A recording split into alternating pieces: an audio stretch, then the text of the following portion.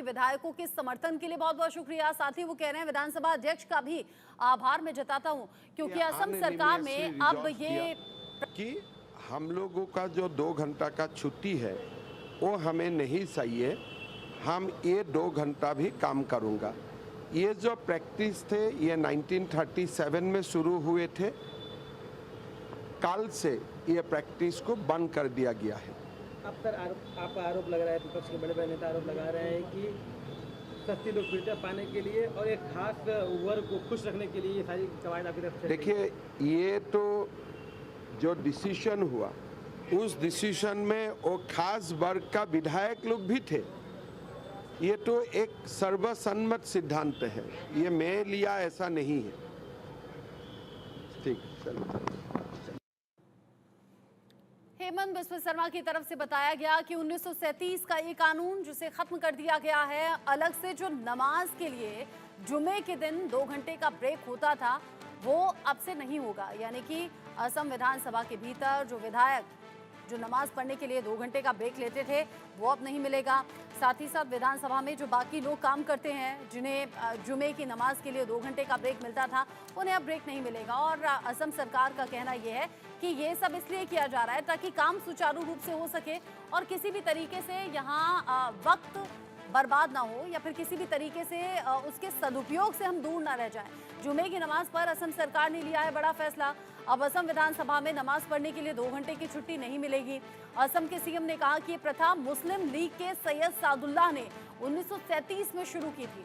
इस ऐतिहासिक फैसले के लिए उन्होंने स्पीकर बिस्वजीत दैमारी और विधायकों का आभार जताया। दरअसल असम विधानसभा में जुमे की नमाज के लिए ब्रेक देने के ब्रिटिश कालीन नियम को खत्म करने का फैसला लिया गया है। अब से मुस्लिम विधायकों को जुमे को नमाज पढ़ने के लिए कोई ब्रेक नहीं मिलेगा।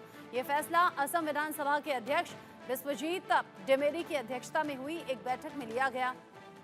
बीजेपी विधायक बिस्वजीत फुकन ने बताया, उनके मुताबिक ये कि सर्वसम्मति से फैसला लिया गया है। उन्होंने कहा कि भारत में ब्रिटिश काल से ही असम विधानसभा में हर शुक्रवार को नमाज पढ़ने के लिए ब्रेक दिया जाता था। हर शुक्रवार को दोपहर 12 बजे से लेकर दोपहर 2 बजे तक जो 2 घंटे होते थे वो ब्रेक के होते थे, जिसमें मुस्लिम विधायक नमाज अदा करते थे। लेकिन अब इस नियम को पूरी तरह से बदल दिया गया है, लिहाजा अब कोई ब्रेक नहीं होगा। इस फैसले के बाद से असम विधानसभा हर दिन सुबह 9:30 बजे अपना काम शुरू करेगी।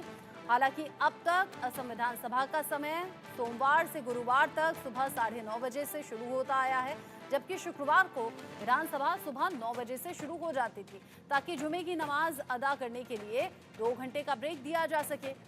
मगर अब चूंकि इसे बदल दिया गया है, लिहाजा अब से विधानसभा हर दिन सुबह 9:30 बजे अपना काम शुरू करेगी और शुक्रवार के दिन जो नमाज पढ़ने के लिए वक्त दिया जाता था 2 घंटे का, उसे खत्म कर दिया गया है।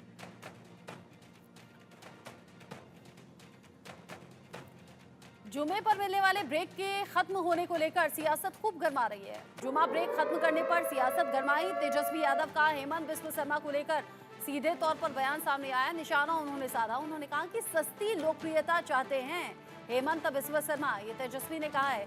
तेजस्वी यादव कह रहे हैं ध्रुवीकरण के लिए मुस्लिमों को टारगेट किया जा रहा है। सिर्फ तेजस्वी यादव अकेले नहीं, सीपीआई-एम ने भी और बाकी पार्टियों के नेताओं ने भी इस फैसले को लेकर अपना विरोध दर्ज कराया है। तेजस्वी यादव कह रहे हैं कि सस्ती लोकप्रियता का ये तरीका है, सस्ती लोकप्रियता चाहते हैं हेमंत बिस्वा शर्मा। साथ ही उन्होंने कहा कि ध्रुवीकरण के लिए यहां मुस्लिमों को टारगेट किया जा रहा है। इसको लेकर बात हम करेंगे। मेरे साथ में मेहमान एक एक करके जुड़ने वाले हैं। डॉक्टर मोहित शुक्ला फिलहाल मेरे साथ में जुड़ गए हैं हिंदू धर्म गुरु के तौर पर, और साथ ही साथ हाजी नाजिम खान भी मेरे साथ में जुड़ने वाले हैं, मुस्लिम स्कॉलर। थोड़ी देर बाद वो जुड़ेंगे। सबसे पहले मोहित शुक्ला जी, मैं आपका रुख कर रही हूँ। असम सरकार के इस फैसले को आप कैसे देखते हैं? ये जो फैसला है इसमें कोई सियासत की आवश्यकता नहीं, क्योंकि ये देखिए धर्मनिरपेक्ष जो है राष्ट्र है भारत। यहाँ पे सभी धर्म का सम्मान किया जाता है। और दुर्गा सप्तशती के देवी कवच में कहा गया है कि त्रिसंध्या में जो देवी की उपासना करता है उसको देवी की कृपा प्राप्त होती है। तीनों संध्या देवी कवच पाठ करना चाहिए। तीसरी संध्या एक तो सुबह शाम होती, दोपहर में होती 12 बजे करीब। तो अब अगर सबको अपना अपने समय के हिसाब से सरकार समय देगी, या तो सबको दे, हिंदुओं को भी दे, मुस्लिम को भी दे, सिख को भी दे, ईसाई सबको पूजा उपासना करनी रहती है दोपहर के टाइम और या ऑफिस के टाइम, तो अपने अपने हिसाब से सब लोग उसको मैनेज करते हैं। अब उसके लिए सरकारी कामकाज थोड़ी रोका जा सकता। अभी हिंदू जैसे दोपहर को पूजा कहाँ किसी करते हैं मोहित शुक्ला जी? देखिए त्रिसंध्या की देवी मैं नवरात्र की बात कर रहा हूँ। नवरात्र में 9 दिन क्या सरकार अवकाश दे पाती है? नहीं दे सकती, क्योंकि दोपहर में त्रिसंध्या त्रिसंध्या मतलब होता है कि नवरात्र में दिन और रात्रि दोनों में वैसे पूजा होती है, पर त्रिसंध्या मतलब दोपहर में भी देवी का। जब मंदिरों में भी आप देखिए, जब दोपहर में भगवान का शयन होता है तो उस समय आरती करके तब शयन किया जाता है।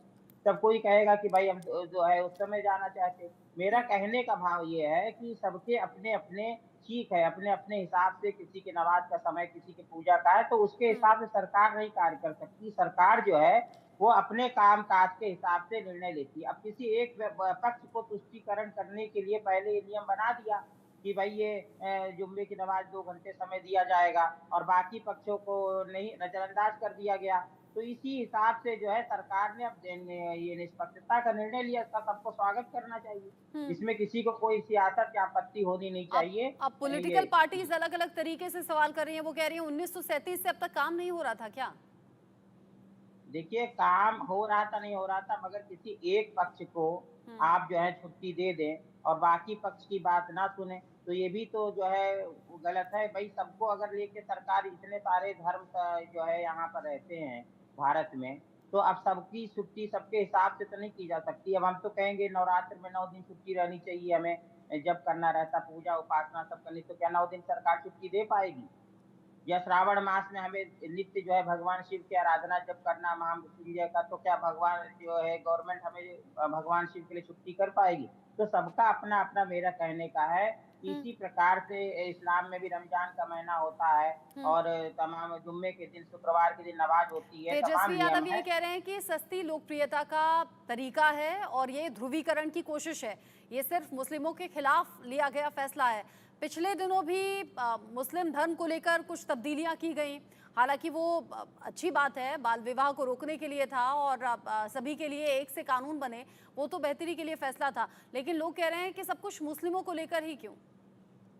देखिए ऐसा है कि ये तेजस्वी यादव जी से मैं ये भी तो पूछ सकता हूँ कि भाई आपने मुस्लिम तुष्टीकरण के लिए ये नीति जो है बना रखी थी पहले से, तब इसका क्या जवाब वो देंगे कि ये मुस्लिम तुष्टीकरण के लिए आपने ये नियम बना रखा था?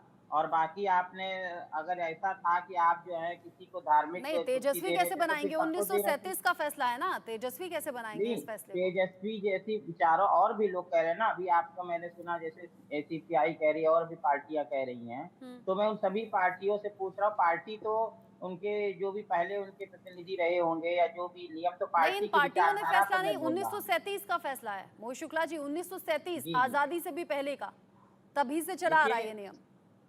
हाँ तो आजादी के पहले से अगर कोई नियम चला आ रहा है, मगर जब देश आजाद हुआ 1947 में, उसके 1950 में हमारा जो संविधान लागू हुआ तो धर्मनिरपेक्ष लागू हुआ ना। उसमें सभी धर्म को सम्मान भी दिया गया और किसी धर्म विशेष के लिए कोई नियम बनाया जाए, इसका भी तो संवैधानिक नियम है यही तो कि लोग धर्म सवाल विशेष पूछ रहे के हैं लिए। ना, मैं यही तो जी आपसे पूछ रही हूँ ना। आजादी मिलने से पहले से, यानी कि 1937 से ये नियम था। अब तो आजादी देखिए को 19 इतने बरस हो गए, हमने इतने दशक देख लिए, उसके बाद अब जाकर ये तब्दीली हो रही है। असम सरकार कह रही है कि समय का सदुपयोग करना है और वो 2 घंटे का ब्रेक अब नहीं होगा। क्या इससे मुस्लिम समुदाय को ये नहीं लगेगा कि पक्षपात हो रहा है, भेदभाव हो रहा है? नहीं, नहीं, बिल्कुल नहीं। इसमें पक्षपात भेदभाव की कोई बात ही नहीं है।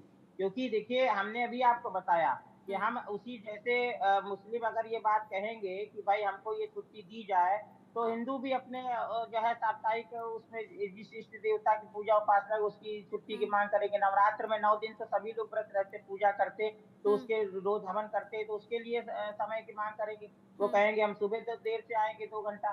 तो इसलिए तो ऐसे तो फिर कैसे राजकाज चलेगा? तो जो ये हो रहा था, वो मुस्लिम तुष्टीकरण की नीति के तहत हो रहा था, ये मैं आपसे बार-बार कह रहा हूँ। और अब जो निर्णय लिया गया है, वो धर्मनिरपेक्षता का निर्णय लिया, क्योंकि संविधान जो अच्छा, है, माना कि वो आप हमारा धर्मगुरु हैं और धर्मनिरपेक्ष आप है। धर्म के लिहाज से ही सोचेंगे, समझेंगे और बोलेंगे, लेकिन क्या आप मुझे बता सकते हैं कि किसी भी प्रोग्रेसिव राज्य के लिए या प्रोग्रेसिव देश के लिए कौन से फैसले जरूरी होते हैं जिन पर फोकस होना चाहिए? देखिए देश के जो फैसले होते हैं, उसमें सबसे बड़ी चीज़ है देश का संविधान। संविधान हमारा